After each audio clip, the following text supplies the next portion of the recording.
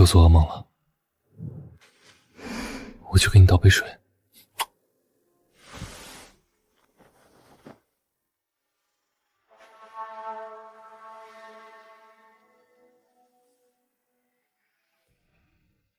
这是他的习惯，整理书签，标记每一个值得记住的页样，只是他从来记不住这些书签是什么时候加进去的。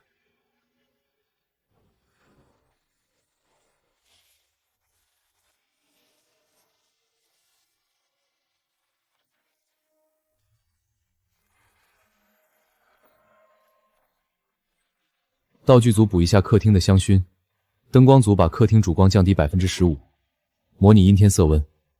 外景组注意，苏晴快起床了。今天风有点大 ，B 组注意。苏晴，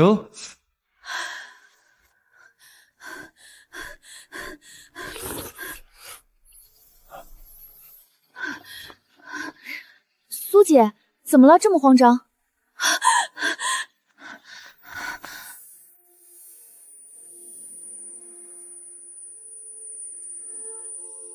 苏晴，苏晴，又做噩梦了，我去给你倒杯水。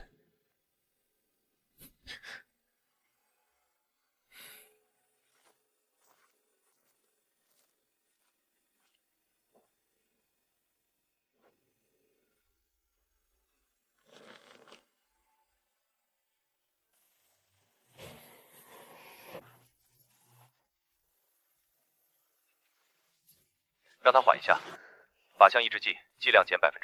上次他头疼了一整天。昨天晚上重置的时候有变动，记忆残留的比预期高，调整一下方案。今天不推进 A 区，先稳住外围。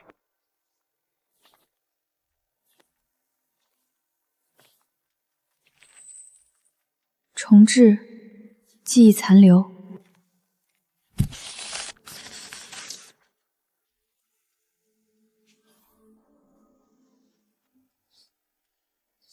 江城，这是第几次了？你刚才在卫生间说重置，说记忆残留，你在对我做什么？帮你。帮我什么？外面那些人，这个别墅区是什么地方？你为什么要把我的生活变成一场戏？苏晴，你能记住上一轮的事已经是突破。如果我现在全告诉你，告诉我什么？现在还不行。你的记忆回路还没有完全重建，提前知道真相会干扰整个过程。之前每一次失败都是因为这个，相信我。再等等。之前，所以到底我经历了多少次？再给我一点时间，你会想起一切的。你到底想让我想起什么？最后一个问题，现在到底是哪一年？2025年。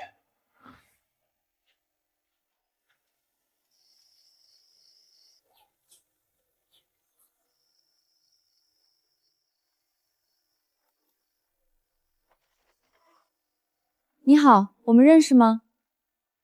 以前认识。以前？我不能跟你说太多，但你记住，在这里，你知道的越少，重置次数就越多，你就越安全。安全？我在躲什么？江城到底在隐瞒什么？这个女人知道为什么不告诉我？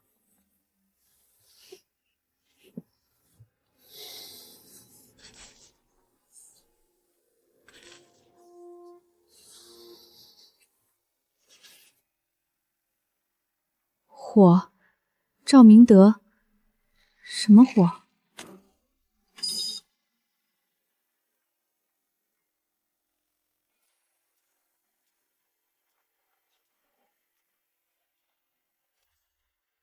师傅，这个小区叫什么名字？星湖湾。哪一年建的？有些年头了。您在这里工作多久了？挺久了。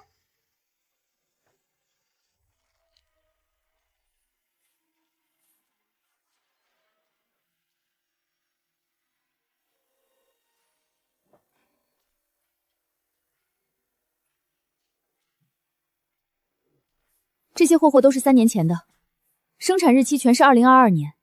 所以你们一直在卖过期产品。苏姐，我只是收银的，这些事儿我不懂。你不懂？你耳朵里那个东西是什么？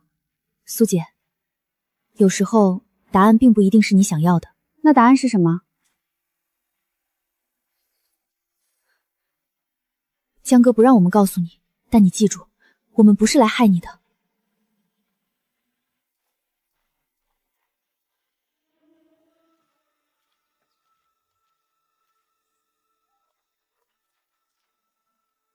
我不想从江城那里问，也不想从陈宇那里套。我来问你，是因为你说我们以前认识。书签上写着，火烧起来之前，赵明德在客厅。这个赵明德是谁？你在书签上看到了这个名字？对，是什么意思？我不能告诉你赵明德是谁，但我可以告诉你一件事，你失去的记忆不是意外，是有人不想让你想起来。谁？那个人现在还在外面，还在盯着我们。你现在能记住跨灵环的事，说明你正在恢复。等你再稳定一点，我会告诉你一切。我保证，你之前告诉过我，对吗？然后我被重置，把你忘了。这次不会，这次你告诉我什么，我都会记住的。真的不行。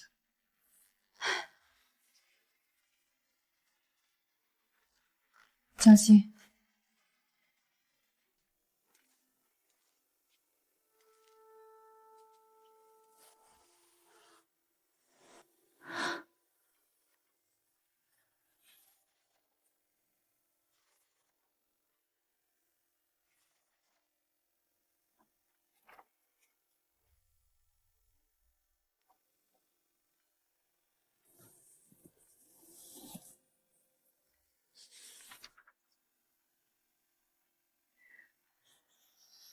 张淑华，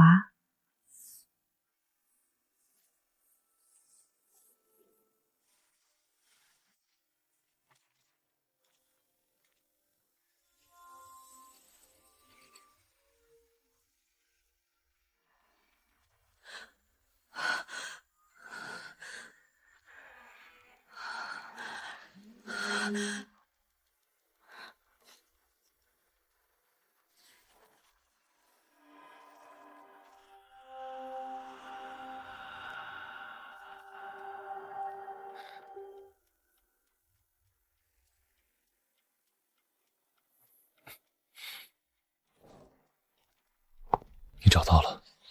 赵明德是谁？这个处方又是怎么回事？我只能告诉你处方是怎么回事。我找了我大学同学陈医生，他是神经科学专家。每次你崩溃后，他会带着医疗团队过来，8小时内完成记忆医治和身体修复。好，这些暂且不说。我看到江心的照片了，她是你妹妹吧？她在哪儿？为什么你一提到这些就沉默？你说你在帮我什么？帮我想起来，到底要想起什么？苏晴，如果我告诉你一切，你会崩溃，我们又要从头开始。这一次不一样。你怎么知道不一样？因为这一次是我自己找到的。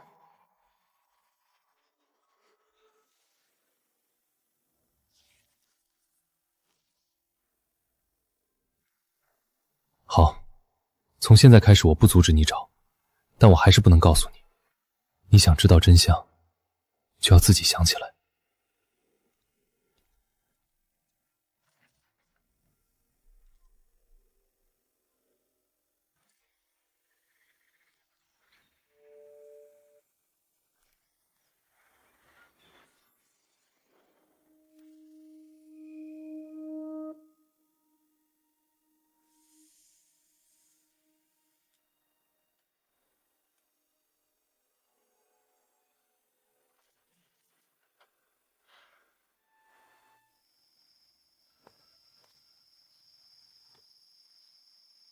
你上次在这个时间、这个位置见我，是第38次循环。那一次，我告诉你真相之后，你在我面前崩溃了。第二天早上醒来，你又看着我，问我是谁。这次不会。你怎么确定？因为这次我不是被动等你告诉我，是我自己找到了江心的照片，找到了江城的笔记。我记得你说过我们以前认识。我记得书签上的名字，这个书签是我夹的，在第41次循环的时候，我趁你不注意放进你书里，赌你会看到。为什么是第41次？因为我试过很多方式，直接告诉你你会崩溃，暗示你会忽略，写纸条被江城发现收走了。最后我想到了书签，你以前有整理书签的习惯，那是你失忆之后唯一保留的肌肉记忆。我知道你一定会翻开那本书，一定会看到这枚书签。苏晴，接下来我说的话你记好。其实3年前我就该告诉你，3年前我们3个人，你、我、江星都在江城大学。江星是校记者站站长，我是他的室友。你在图书馆古籍部做管理员。江星和我一直在调查我们系的教授赵明德，发现他论文造法，私吞项目经费，骚扰女学生。他花了1年收集证据，准备交给警方。火灾那天晚上，我本来应该和你们在一起，但是江星让我帮他整理最后一批证据。他说第2天就要去市局找李警官正式提交资料，但我妈突然生病，我提前走了。那天晚上赵明德来了，他知道了江星要举报，他带着煤油。后来发生了火灾，江星死了，你是唯一被救出来的生还者，但你什么都不记得了。江城为什么不告诉我？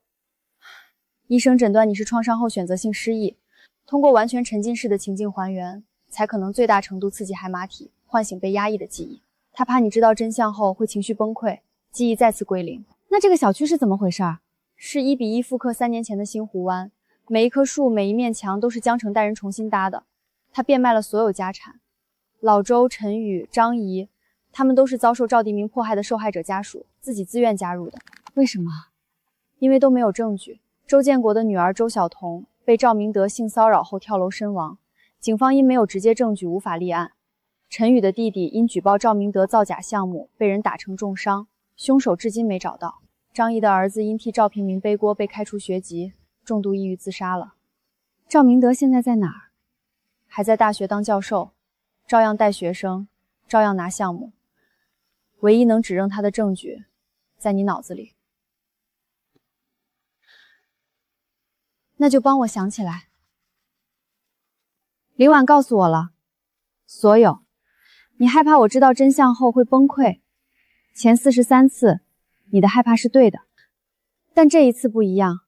这次我不是被告知的，是我自己找到的。我自己发现了书签，自己发现了江星的照片，自己找到了地下室，自己决定去见林婉。江城，我知道你为什么不肯告诉我。你怕失去我，不是怕我离开你，是怕我又忘了你。你一个人扛了3年，建了这座城，试了43次，每一次我崩溃重来，你都要重新开始，重新认识我，重新取得我的信任，重新看着我一点点接近真相，然后再次崩溃。我不会再让你一个人扛了。苏晴，你想好了？赵明德还在外面，他的势力还在。如果你决定继续，就会变成他的目标。他烧死了江星，我最好的朋友。如果我不站起来指证他，那谁替他说话？那明天开始，不走外围了，直接进 A 区，进你的旧居。从今天起，苏晴正式以主动调查者身份进入深度循环。目标不是外围触发，而是直接返回火灾当晚。准备好了吗？准备好了。苏晴，我女儿小彤走的时候跟你差不多大，她没等到有人替她讨回公道，我替她谢谢你。对了，每次你跳窗或者受伤，陈医生都会第一时间处理的。那些伤口看着吓人，其实都是皮外伤，我们肯定会保证你的安全，放心吧。到你想起来的那天，我就能安心的跟他说，爸爸没有放弃。一定会的。我弟弟说他不后悔举报，他说总得有人说出真相。苏姐，拜托你。我儿子那年被开除的时候，赵明德让人带话给我，说他能让我儿子在这个行业里永远找不到工作。这些年我在这条街上扫地，每次路过大学门口，我就想，什么时候能有一个人让这个畜生下地狱？我叫苏晴，30岁，图书馆管理员。3年前，我最好的朋友被赵明德烧死，我亲眼看到了，然后忘了，是为了周小头，为了陈宇的弟弟，为了张姨的儿子，为了每一个被赵明德毁掉的人，不管要许愿多少次，不管有多难。我就在门口，不急。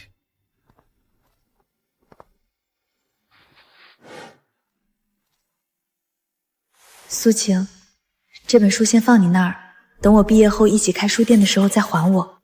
江心，等毕业了，我要在海边开一家书店，1楼放一个大沙发，让所有不想回家的女孩都有一个可以待的地方。那我当你的图书管理员。你本来就是啊。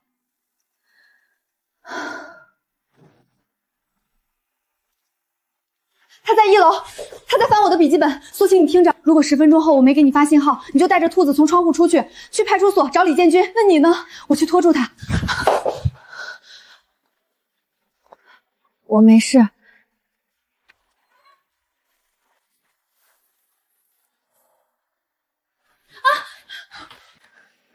江心，东西给我，这件事到此为止。没有东西，兔子我带走了，备份也删了，你找不到的。没关系，找不到的东西就让它不存在好了。我看到了，他泼了煤油，他点的火，江心挡在我前面。不止这些，江心在把我推进衣柜之前说了一句话，他说兔子左眼。兔子左眼？那个兔子玩偶我送他的，他没说完，应该是里面有什么。3年前的火场勘查没有发现任何电子产品残留，如果兔子在火场里，应该能找到荣宝的芯片。除非在火烧起来之前，兔子被转移了。江心把我推进衣柜之前，把兔子塞给我了，说带着兔子从窗户出去。火起来之后，我从窗户跳下去，但兔子应该还在我手里。你被救出来的时候，手里没有任何东西。那兔子在哪儿？如果他从2楼窗户跳下去，兔子可能掉在窗下的草丛里。救火的时候，消防队优先救人，没人会注意草丛里的一只玩具兔子。A 区7栋1楼的窗台下，重建的时候我铺了碎石。如果兔子掉在草丛里，没有被大火烧到，它应该还在碎石下面。挖。救火记录上说，苏晴跳窗的位置正对卧室窗户。如果兔子脱手，掉落的范围应该在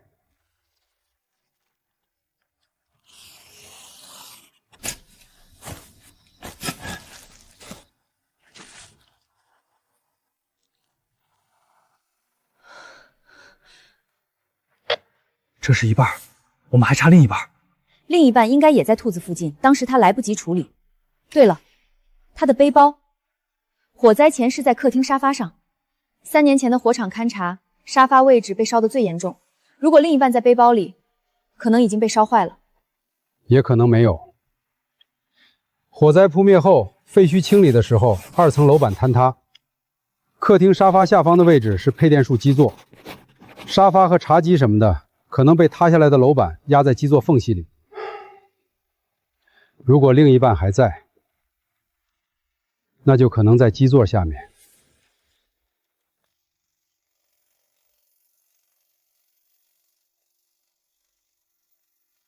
老周，进度怎么样？还剩10厘米，大概半小时。江城，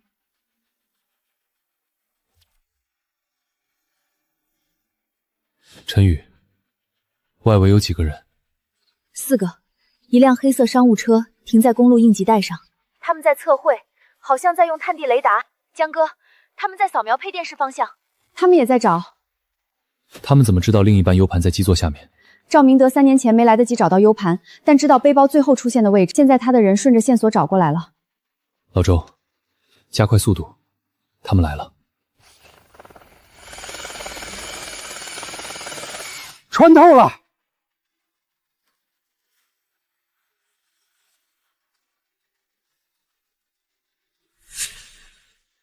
撤，现在。震动信号没了。这，赵老师说，如果东西在他们手上，就别管东西了，把东西和人一起埋了就行。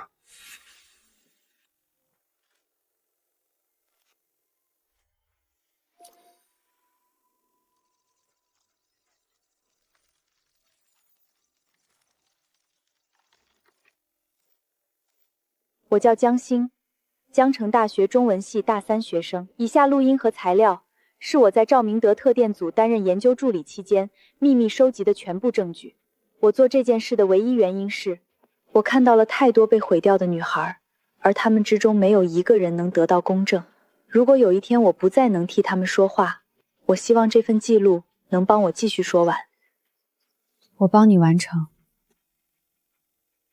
这些录音和文件足够证明赵明德涉嫌性骚扰、学术造假、私吞经费，但纵火杀人这一条需要你的目击证词。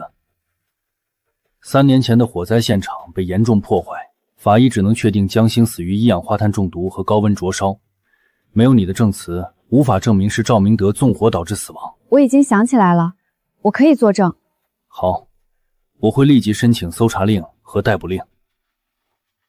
苏晴，出庭作证意味着你要公开面对赵明德和他的律师，他的一切手段可能都会针对你，质疑你的记忆、你的精神状态、你的可信度。你做好准备了吗？我准备了3年，只是前3年我忘了。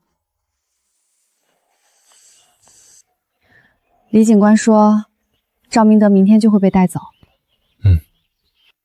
江城，你花了3年建这座城，试了44次。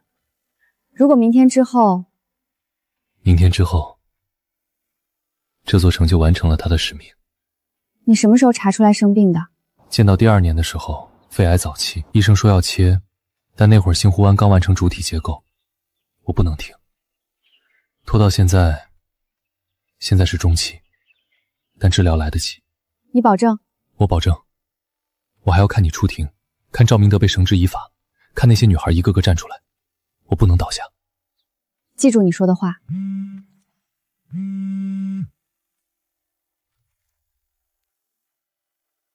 S。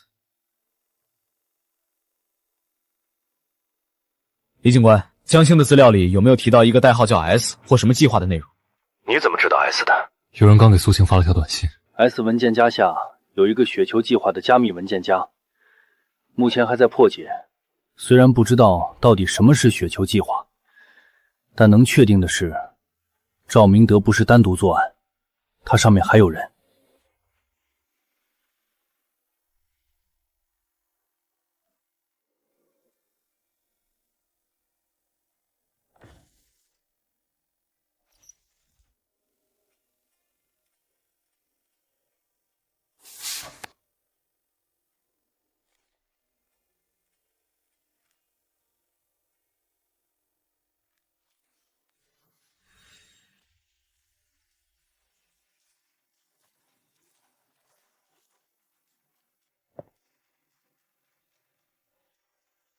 李警官，这么早？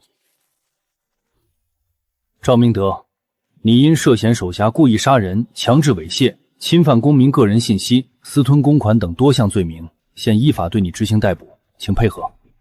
李警官，你们掌握的证据够批捕吗？上了法庭你会知道的。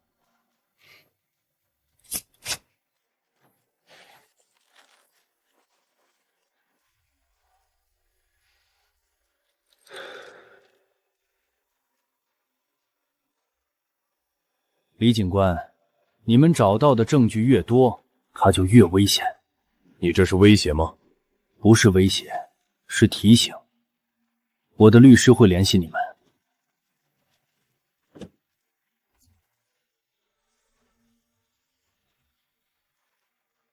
赵明德已经逮捕，他暗示苏晴有危险，一定注意加强保护。李警官说赵明德已经被逮捕，但你可能有危险。他是在暗示，还有同伙还在外面。是，赵庄明的人一直在外围测绘，他们对星湖湾的结构很了解。他们想干什么？如果只是为了找 U 盘，那现在东西在我们手里，他们应该撤退才对，但他们没有，说明他们的目标已经变了，他们的目标应该是你。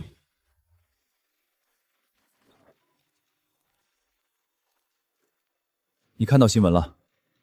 警方拿到了加密硬盘，密码只有赵老师自己知道。你跟我说实话，是不是你？我6年没碰过那个硬盘，赵老师从来不让别人碰。那你觉得是谁？吴志鹏？赵老师进去了，但雪球计划还在。上面的人不会让这事牵连到他们。你知道这意味着什么？他们会清理所有能指向雪球计划的线索。你想说什么？如果有人背叛了赵老师，那个人也会是要清理的目标，不管是谁。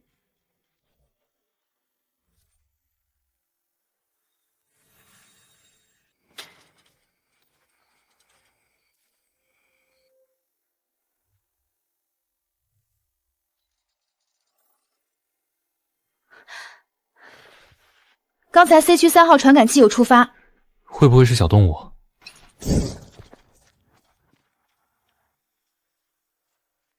不像，触发时间太短，信号强度。老周，有人进来了，启动2级警戒。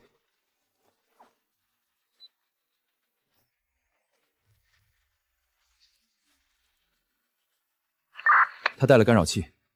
老周 ，A 区到 B 区的通道，林婉、库洞阔方向，陈宇盯紧苏庆的。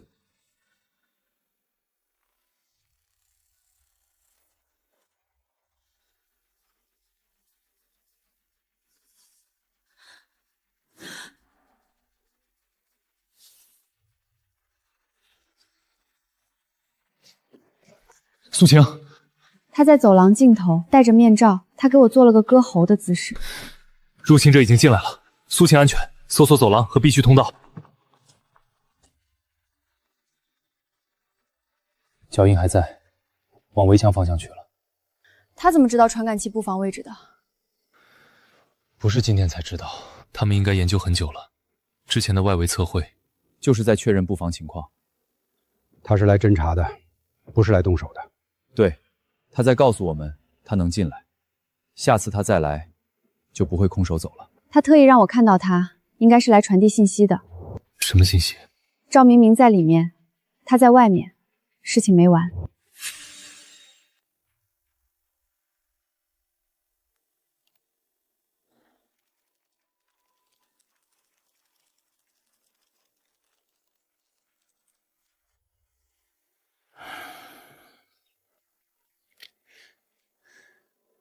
李队，孙悦的定位查到了，他在申市，用的是临时身份证登记的出租屋。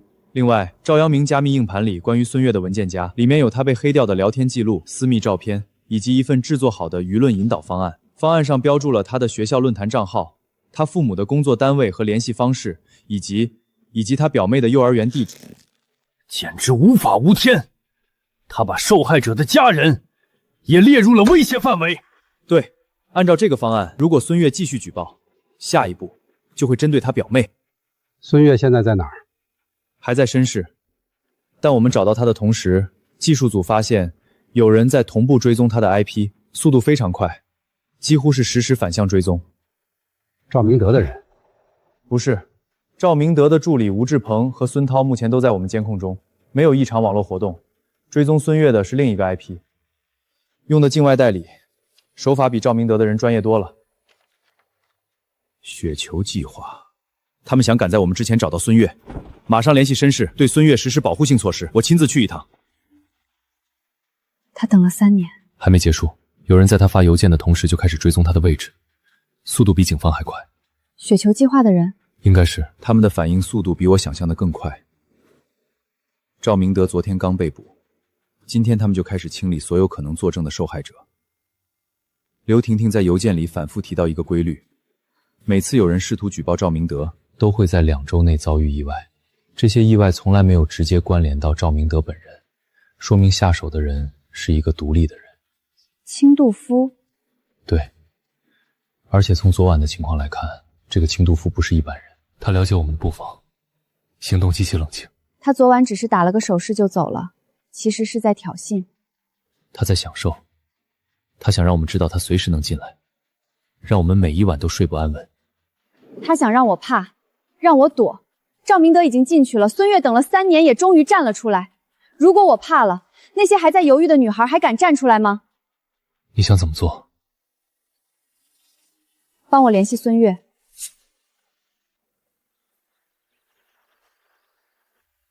孙悦在5楼，我们到的时候，有人已经来过了。什么？没找到人。我们来之前2小时，他离开了出租屋，只带了随身物品，桌上留了一张字条。2小时前，也就是他的举报信发出后不到3小时，雪球计划的人比他预想的更快。我查了沿途的监控，他上了一辆开往城郊的公交车，我们找到了他下车的画面，之后线索就断了。他最后在菜市场消失了。他这3年似乎一直在练习怎么消失，还有谁知道他来这里？举报信发出去到他离开只有不到3小时，说明雪球计划的人在他发信之前就已经在监视他了。他们不需要追踪他的 IP， 他们早就知道他在哪儿，只是在等而已。等什么？等他的下一步动作。如果他躲着不发声，就不会动他。但他发举报信的那一刻，他就从被吓住的人变成了需要被清理的威胁。他选择发举报信的那一刻，就知道自己又要逃亡了。他为什么来这种地方？因为这里没有监控，没有实名登记，没有电子支付记录。3年来，他应该一直生活在这种地方。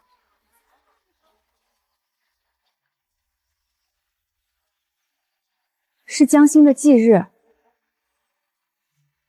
他知道江心。他写这个日期不是给警方看的，是给我看的。他知道我会来找他。那串借书号码查了吗？还没有。G256-5312，古籍修复类书籍，江心借过的书都有这个编号，回去查一下。江心不会无缘无故留一个编号。林婉，我有一个问题，孙悦说他们来找我了，但清道夫只是一个人，对吧？那为什么他会说他们？也许他说的不是来抓他的人。3年来他一直在躲，比我们更了解这个组织。他知道赵明德只是棋子，清道夫也只是工具，真正的他们他可能已经摸到了。所以他不是在躲清道夫，而是在躲他们。他用了3年时间练习怎么消失，不是为了逃避作证，是为了活着等到那一天。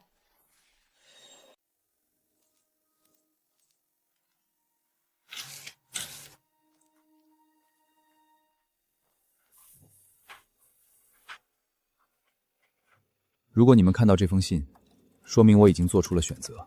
我叫程远，赵明德的博士生。6年来，我目睹了一切，记录了一切，但什么都没做。江心死的那天晚上，他在离开图书馆之前跟我说：“程远，如果你还有一点良心，至少把我收集的证据备份一份，万一我出事了，你不用站出来，只需要把我的东西交给需要的人。”我备份了，但我没有交给任何人。我害怕，我快毕业了。我以为沉默可以让我安全，但现在赵明德进去了，雪球计划的人开始清理线索，我可能是下一个。附件里是我6年来收集的所有材料，不只是赵明德，还有他和雪球计划其他人员的所有往来记录。我不知道 C 是谁，但我记录了 C 每一次指令的时间和内容，也许你们能从这些里面找到答案。程远，赵明德待了6年的博士生，江心出事前最后一个跟他说话的人。江心让他备份了证据。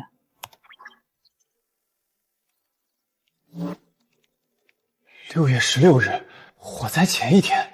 他们有一份名单，刘婷婷和孙悦在名单最上面，我应该也在名单上。程远把这份东西发给我们，等于把自己暴露了。如果 C 的人发现他发了这封邮件，那么我们必须找到他，赶在他们之前。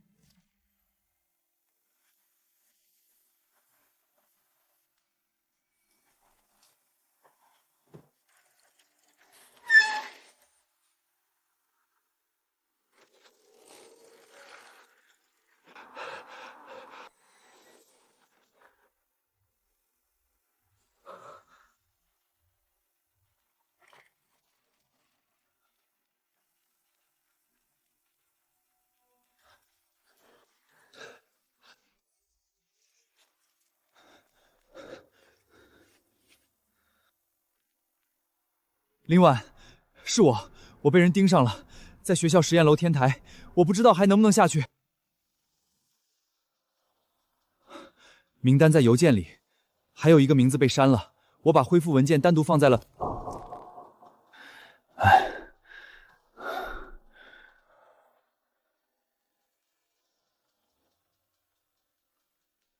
人已经走了，调取学校周边所有监控。我们找到了程远的手机，他最后那通电话的通话时长1分40秒。天台周边监控拍到了嫌疑人的身影，和你们星湖湾拍到的入侵者是同一个人，身高、体态、行动特征完全一致。程远呢？还没找到，我们搜查了实验楼及周边区域，没有发现他的踪迹。目前还在继续追查。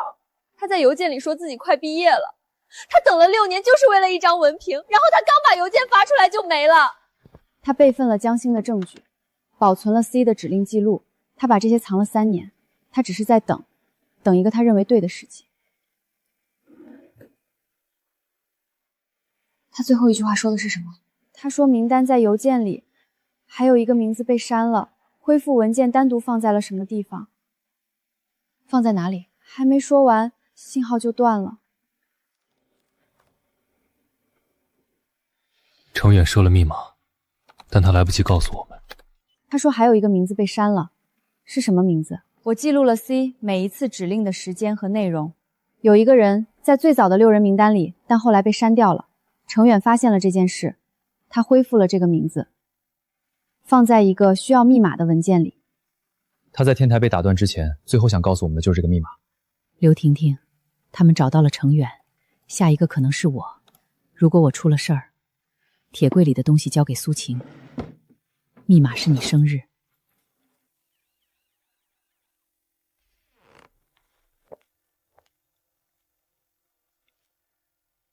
你回来了，张馆长，我来找一本书。我这次来是想向您打听一下关于一个叫程远的人的事情。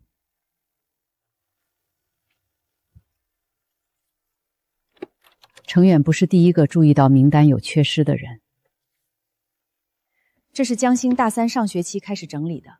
他调查赵明德的时候，发现赵明德有一个合作网络，追踪到了至少5所大学的相关人员，但每次他接近核心人物时，都会遇到障碍，一个他从任何公开渠道都查不到的人。江星查到了 C 的姓氏，不止姓氏，他查到了一个名字，但他没有写在这个本子上，他太谨慎了。他说这个名字不能出现在任何的纸上。那他放哪里了？江星把不同线索藏在不同的书里。第3卷是给你的，关于赵明的和兔子；第4卷是给我的，关于 C。沈 S， 赵明德备用手机里存的 S 不是孙悦，是沈旺，社科基金评审专家，也就是手握高校科研经费审批权的人。赵明德的论文造假，项目私吞，谁给他审批，谁给他拨款？如果沈旺是雪球计划的上层，他能调动的资源可不只是一个教授，他能控制整个项目资金的分配。程远恢复文件里那个被删掉的名字，很有可能也是沈旺，但为什么删掉？他被抓了，退出了，还是说他只是从表面隐退，换了一个更安全的位置继续操控？这人履历干净的可怕，没有任何负面记录，发表论文数量不多，但全部是顶刊，主持的项目金额加起来超过5000万，社会职务一大堆，去年还获得了师德标兵称。赵明德在外面作恶，沈旺在上面审批，一个干脏活，一个收利润。沈旺的公开履历确实干净，但程远发来的指令记录里，C 的指令时间和沈旺的公开行程有多次重叠。我们正在做对比，如果能找到 C 指令发布时沈旺在同一时间段的活动记录，就可以建立间接证据链。对，但这需要时间。另外，如果沈旺真的是 S， 那么他也知道程远把指令记录发给了你们，就有可能知道自己已经暴露了。所以他会加速清理。不止清理，他可能会主动出击。江先生，3年前我就跟你说过，早发现早切除，5年胜活率能达到90%以上，你就是不来。去年我让你起码先开始化疗，你还是不来。如果现在开始治疗呢？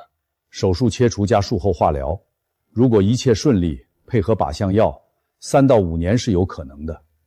你必须马上住院，不能拖。需要多久？手术加住院康复至少2个月，化疗周期4到6个月。这期间你的免疫力会非常低，不能劳累，不能熬夜，不能承受任何高强度压力。给我1个月。你3年前就是这么说的，给我半年，然后你就消失了。这次不一样，1个月后，不管发生什么，我都回来。我给你开1个月的药对症治疗，控制疼痛，延缓进展。1个月后见。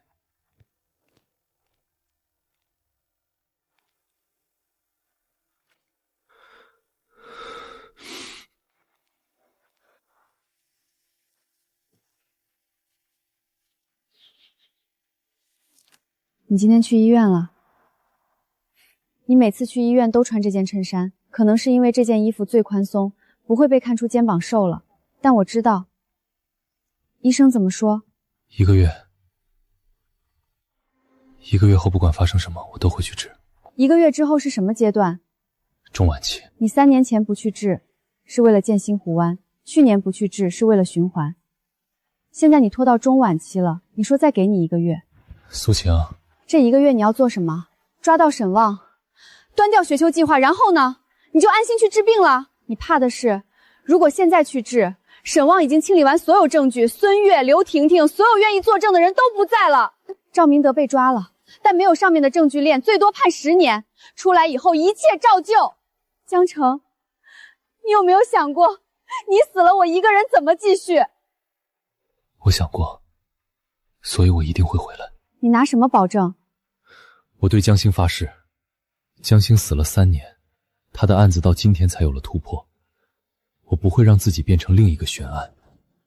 1个月，不管能不能断掉雪球计划，时间一到，我直接去医院，剩下的交给法律，交给你，交给李建军。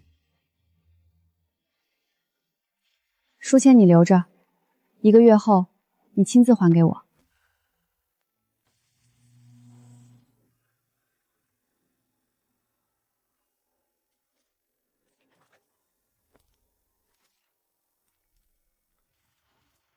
今天你想怎么做？孙悦说他会在今天出现，我不知道他会用什么方式，但他一定会。今天是他的忌日，我想给他一个交代。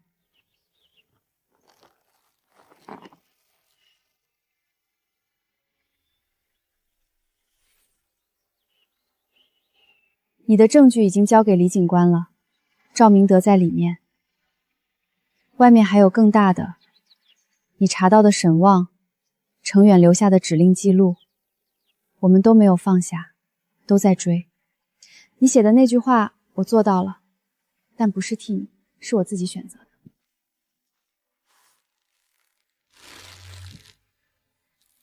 以前你说等毕业了要开书店，1楼放大沙发，收留所有不想回家的女孩。现在书店没开成，但你的笔记本帮了很多人。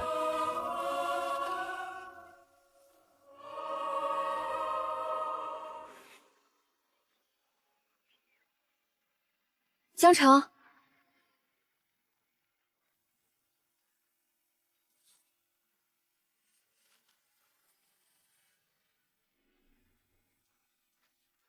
不要带任何人。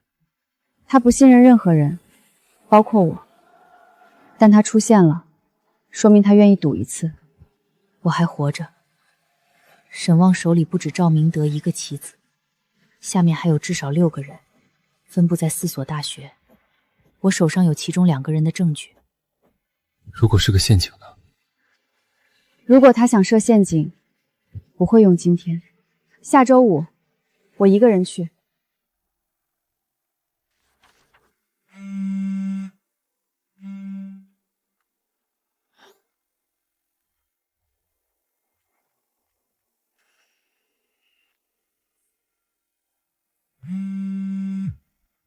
李警官，有人给我发了雪球计划的完整名单，沈旺在最上面。不要动，我来处理。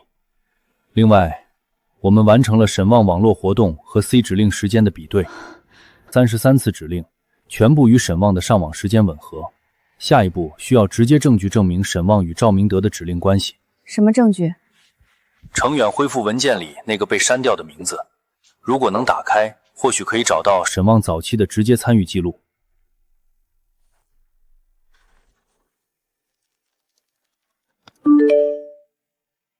江心忌日，2024年6月17日，但不是今天的日期，是程远发送邮件那一天之前他预设的密码。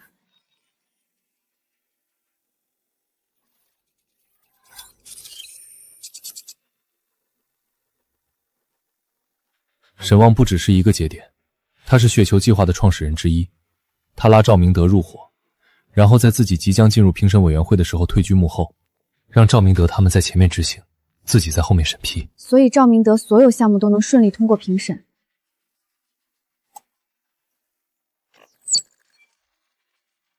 是沈旺让他做的。赵明德的项目经费是沈旺批的，如果账目被查，沈旺的审批记录就会暴露。江心不只是在查赵明德，他正顺着经费往上摸向沈旺。所以沈旺让赵明德解决他。江心死的时候还不知道沈旺的存在，他只知道赵明德。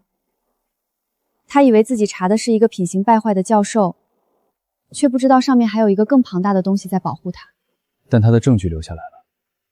他查赵明德的账目，找到了经费漏洞，那些漏洞指向审批环节，指向沈旺。程远顺着他的路往下走，完成了他没完成的部分。程远说他备份了江心的证据，6年没敢交出去。他最后把密码设成因江心的忌日。你说他写那封邮件的时候在想什么？可能在想，他终于可以面对江心了。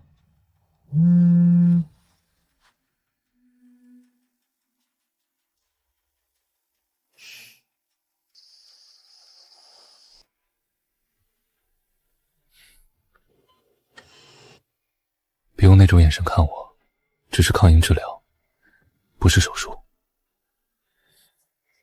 你说过1个月。对，1个月还没到。沈旺今天早上被逮捕了，雪球计划6个负责人全部到案。李警官说赵明德案有了沈旺的指令证据，涉嫌故意杀人的指控可以坐实。江心，你需要休息。我知道，但还有一件事，孙悦约你周5见面。我会去的。你不怕？怕。但他等了3年，现在敢站出来，我不能不见他。周5，你去见孙悦，我这边做完检查，如果指标稳定，你就直接进手术室。好。你来了。你一个人？一个人。这是什么？这是我这3年收集的东西，不止赵明德，还有沈旺下面另外3个节点的人，他们都在江城大学系统里，有2份已经收集完整了，还有1份，这个人代号叫 Y， 我没查到真实身份。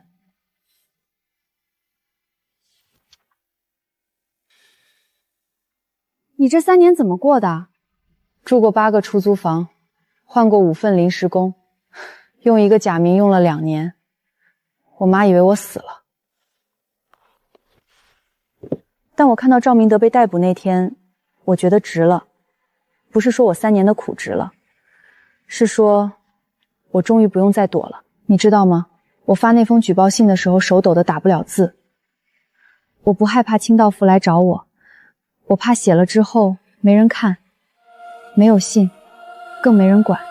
我一直在等。我知道，所以我把这些东西交给你，我要让所有藏在系统里继续做这些事的人都受到应有的惩罚。江心调查赵明德的时候说过一句话，总得有人站出来。他站出来了。现在轮到我们了。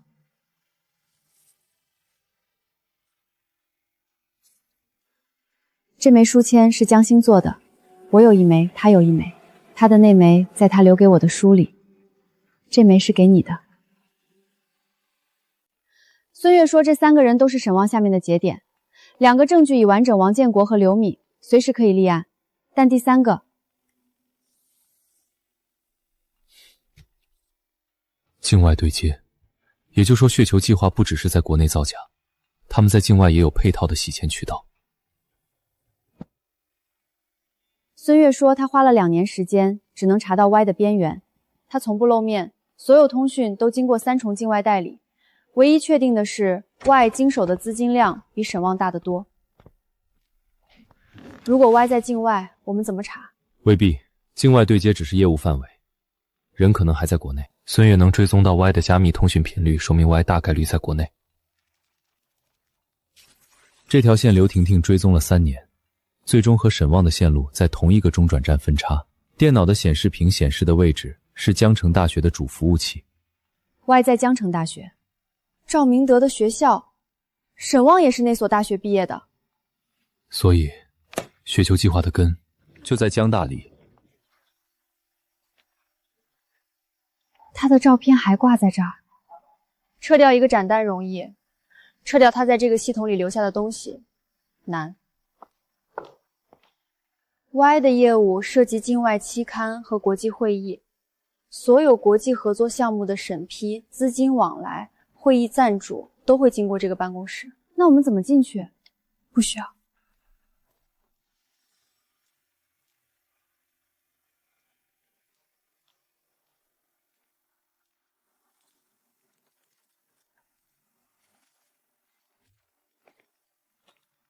对，赵明德那边的事情出了之后，上面让我们把所有文件都转移，不是销毁，是转移。Y 的意思是暂时转到校外独立服务器，等风头过去再说。我不知道 Y 是谁，我只收到邮件，发件人都是加密的。没有，从来没露过面。但我跟你说，从邮件来看 ，Y 不像是一个人，更像是一个组织。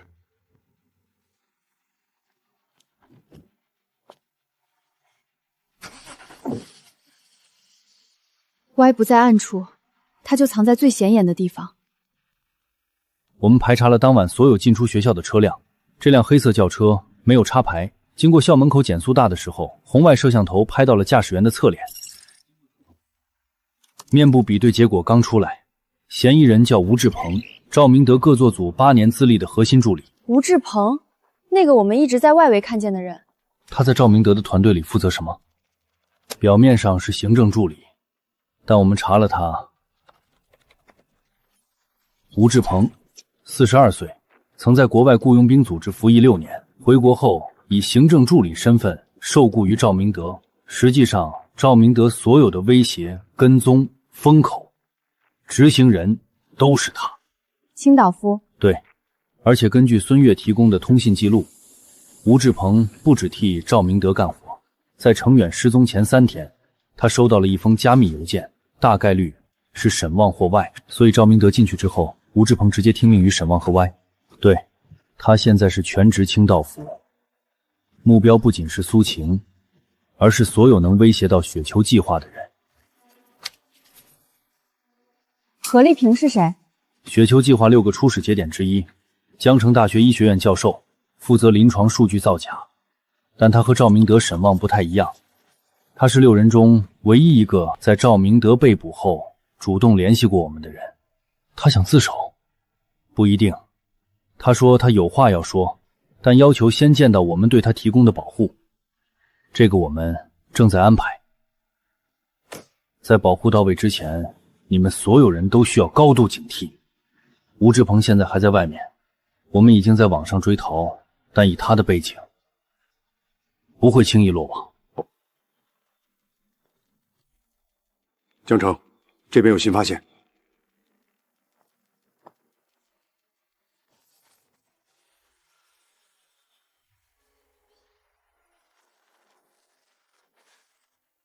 他没有动手。他在玩，像上次一样，他想让你知道你逃不掉。如果他真想杀我，在停车场就可以，那里没有监控死角，没有目击者。他没有动手，说明不是他不想，是他还没接到指令。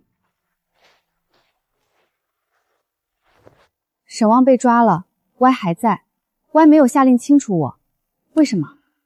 也许 Y 不认为你是威胁，他认为赵明德和沈旺倒台是他们自己暴露太多，只要他不暴露，雪球计划还能继续，所以他让吴志鹏跟踪拍照威胁，但不杀。他在观察，看我们查到哪一步。如果我们查不到他，他就不用动手。如果我们查到了，他就会让吴志鹏动手。那我们就将计就计。我认识赵明德15年，认识沈旺10年。我们6个人当年是一个博士班的同学，后来分到不同学校。2019年，沈旺找到我们，提出一个想法，把学术界的资源变成我们自己的资源。雪球计划，沈旺负责审批项目。你知道这意味着什么吗？意味着有病人可能吃了我审批的药，病情加重。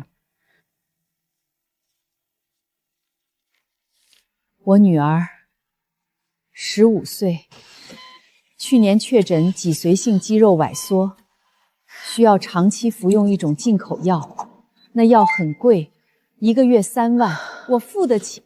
但2个月前我发现，那个药在中国上市前的试验数据是我做的，我美化过它的副作用数据。我女儿在吃我造过假的药，我每天晚上看着她吞下那颗药，都在想，这颗药有没有什么副作用被我删掉了？她会不会在某一天让它比现在更糟？何丽萍，你现在自首，配合调查，法律会酌情考虑，但你提供的证据必须真实完整。我有雪球计划6个人所有的经费往来、邮件备份、会议记录。沈旺转入幕后之前，我们6个人开过一次线下会，我用录音笔录了全程。为什么录？因为那时候我已经怕了。沈旺太聪明，赵明德太狠，我知道总有一天他们会对我也下手。留着这份录音，至少能让我在最后关头有一个筹码。Y 是谁？雪球计划除了你们6个，还有一个 Y。你不认识？我从来没听过 Y。但我们6个人的经费里，每年都有一笔固定比例的管理费打到同一个境外账户。我一直不知道账户属于谁，沈旺只说那是上面。不是上面，是旁边。这个境外账户开设于2018年，也就是雪球计划启动前1年。每年从6个账户收出的管理费加起来，超过2000万人民币。账户户主是谁？一个英属维尔群岛注册的空壳公司。我们追了3天，找到了开户时提交的一份辅助文件。银行要求客公司提供实际控制人信息。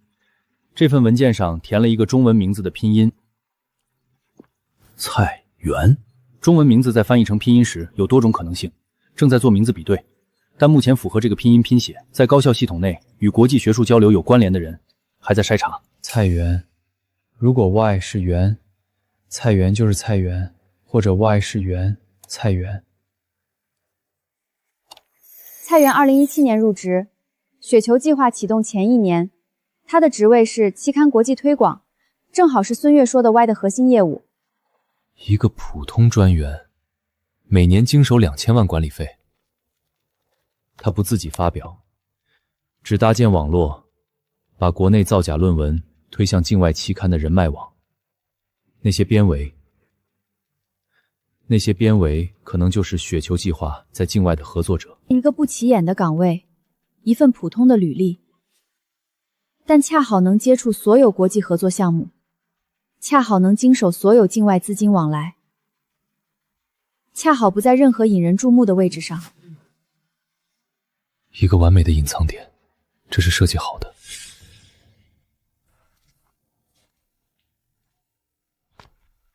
您好，有什么可以帮您的？我找 Y。不好意思，我们这里没有叫 Y 的同事，您是不是找错了？没有找错 ，Y 不是一个人，是一个办公室，国际学术交流中心，期刊推广办公室。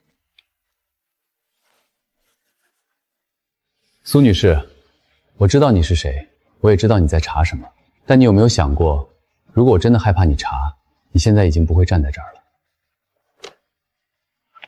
保安，4楼有一位来访者需要陪同下楼。是的，谢谢。苏女士，我们还会再见的，但下一次，希望你带着搜查令。情况就是这样。他在等你。他知道我是谁，知道我查什么，还说不怕我查，说明他控制着清杜夫。吴志鹏没动手，是因为他没下令。为什么不下令？因为他不怕。沈旺和赵明德怕，因为他们有直证据留在系统里。蔡元不怕，是因为他的证据不在国内，他的网都在境外。国内如果要周期长、难度大，等查到他头上，他早就把所有痕迹清理干净。那为什么孙越能查到他的存在？孙越查到的不是蔡元本人，是他追踪吴志鹏的通讯时，发现了吴志鹏除了赵明德之外还有一个指令来源。他把这个指令标记为 Y， 但他没查到 Y 是谁。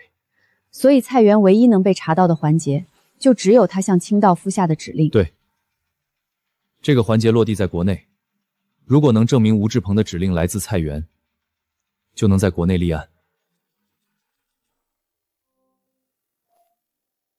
技术科在追吴志鹏的手机信号，他今天下午又出现在了星湖湾外围，我们在布控，但以他的反侦查经验，短时间内很难抓捕。不要抓捕他。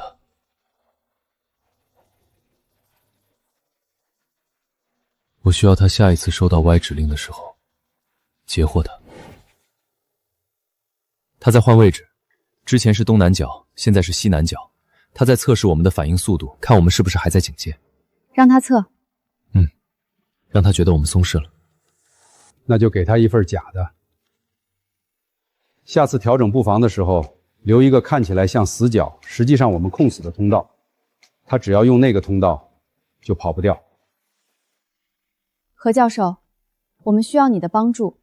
你在雪球计划里负责临床数据，那这些数据都发给了哪些境外期刊？主要是3本，2本美国的，1本英国的，全部是 SEI 2切以上。每篇论文的通讯作者都是同一个华裔教授，叫 Dr. Lin。Lin， 全名是什么？ Linus Lin， 中文名不知道。我没见过他本人，所有联系都是通过国际学术交流中心。蔡元，如果蔡元知道你把这件事告诉了我们，他会怎么做？他会清理我，就像清理江心一样。那就让他知道，我们需要你帮我们做一个诱饵，不是真的暴露你，是让他以为你暴露了，然后等他行动。何丽萍已经同意，明天上午他会向李警官提交一份补充证词，在笔录里提及 Linus Lin 的名字和蔡元在境外期刊合作中的角色。这份证词会走正常的案件流程，也会被蔡元那边的人察觉到。蔡元怎么知道？他在系统里有眼线。沈旺虽然被抓了，但雪球计划在行政系统里渗透了多年，不可能只靠6个人，一定还有执行层面的小角色，这些人会帮他盯着。这个死角必须让他觉得我们能守住，但实际上有破绽。对，何丽萍的安全屋在城北，如果蔡元下令清理他，吴志鹏会从外围接近。我们在他最可能选的路线留一个盲区，他以为那里没有监控，实际上他踏进去的那一刻，我们就能实时截获他收到的指令信号。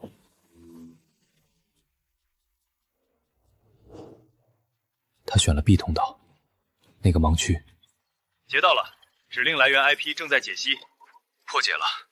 指令只有4个字：清除何丽萍。行动。你们截到了也没用，我只是执行人。发给我的指令从来没出现过他的名字。你们证明不了指令是他发的。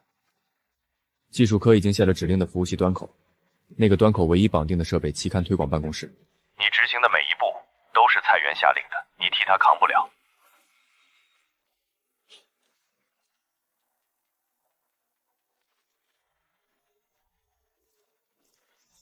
这是搜查令，蔡元，你因涉嫌故意杀人、洗钱、伪造学术文件等多项罪名，现依法对你执行逮捕。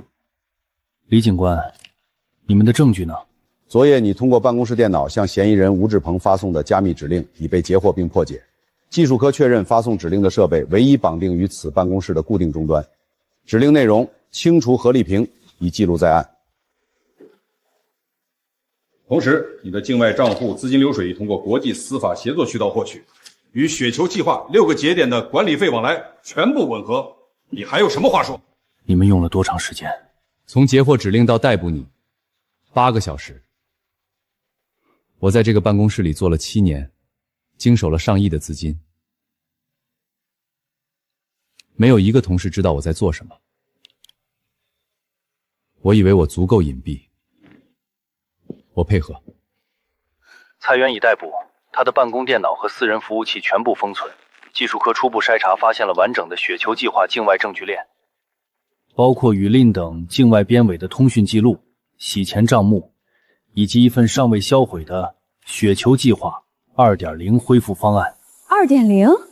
对，蔡元在被捕前正在做一件事，在赵明德和沈旺倒台后重建雪球计划。他联系了另外3个尚未暴露的学者，准备接手赵明德他们的任务。这3人的名字已经在证据里找到，我们已经在传唤。那个 Lingus Lin 呢？已经启动协查程序，他在国外大学任教，同时是3家 SEI 期刊的编委。如果能引渡或就地起诉，雪球计划的境外端也将被清除。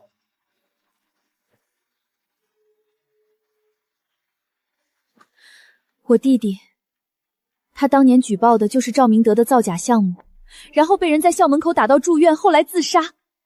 他一直说，姐姐，赵明德不是一个人，他们是一伙的。他说的一伙，今天我们终于抓完了。还没完，所有被他们毁掉学业、毁掉前途的孩子，还没有等来一句道歉。还有3个，等他们全部落网才算完。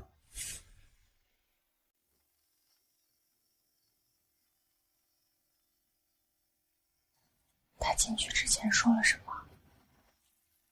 他说让我把书签保管好，等他出来还给他。苏晴，我有一个问题。你说。如果手术不成功，一定会成功的。好，那换一个问题。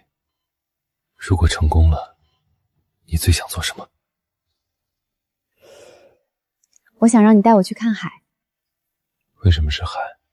因为江星说他要在海边开书店，1楼放大沙发，让所有不想回家的女孩都有一个可以待的地方。等你好了，我们去帮他把书店开了。好。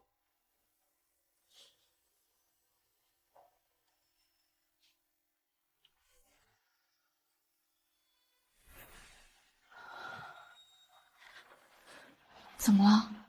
李警官说结案了，赵明德、沈旺、蔡元、吴志鹏6个节点全抓了。3年，江城花了3年建新湖湾，我花了3年想起来江心，等了3年的公证。他本来想在手术前听到这个消息的，等他出来，你亲口告诉他。手术很成功，肿瘤完整切除，淋巴结清扫结果要等病理。但以目前情况看，你们那个去海边的计划可以开始安排了。书签，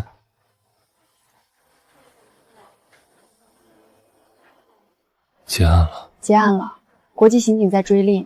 哥做到了。古籍部管理员不会削苹果。古籍部管理员只修复古籍，不削苹果。何丽萍怎么样了？李警官说他自首加上配合调查，应该会从宽处理。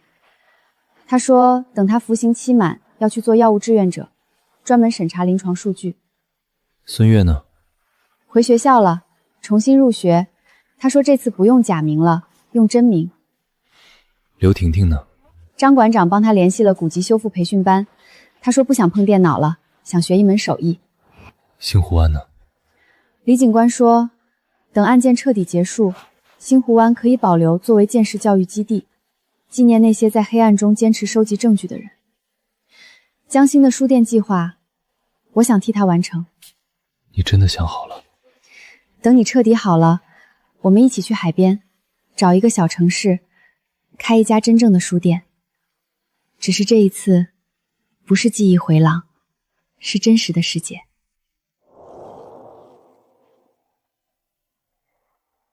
江星，雪球计划没了，赵明德在里面，你的笔记本，你藏在书里的线索，你备份在兔子里的证据，救了很多人。周晓彤的爸爸让我告诉你，他没有放弃。孙悦回来了，刘婷婷不用躲了。等我们帮你把书店开起来。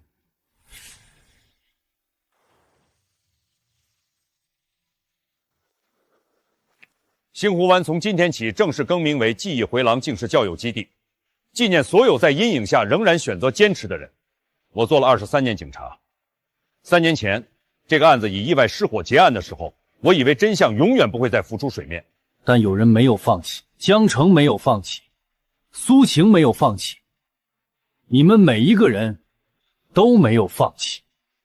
赵明德因故意杀人罪、强制猥亵罪、侵犯公民个人信息罪数罪并罚，一审判处死执行。沈旺因故意杀人罪、废贿罪、伪造学术文件罪数罪并罚，判处无期徒刑。蔡元因故意杀人罪、洗钱罪判处有期徒刑20年。吴志鹏无期徒刑，其余各节点负责人均在审判中。这是法律给出的答案，但还有一些东西是法律无法衡量的。苏晴，半年前我站在这里，那时候这里还是记忆回廊，还是一个被穹顶覆盖的世界。我不知道真相，不知道自己是谁，不知道身边这些人为什么甘愿花3年时间陪我演一场戏。现在我知道了，他们是为了让那些没有等到答案的人能得到一个答案。周晓彤、江星、张小雨、程远，还有名单上所有曾经被压住声音的女孩。